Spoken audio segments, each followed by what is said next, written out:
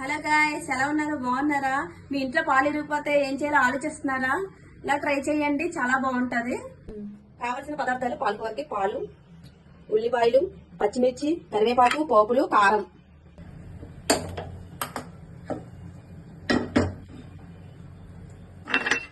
అలా చత్తరా ఉంటుంది.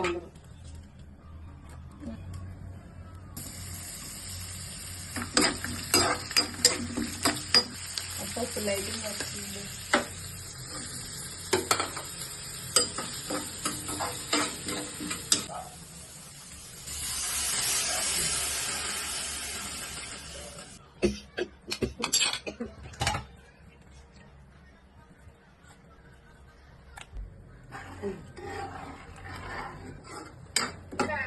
పాలకూర రెడీ అండి. వేడి వేడి అన్నంలో ఈ పాలకూర కలుపుకుంటే సూపర్గా ఉంటుందండి.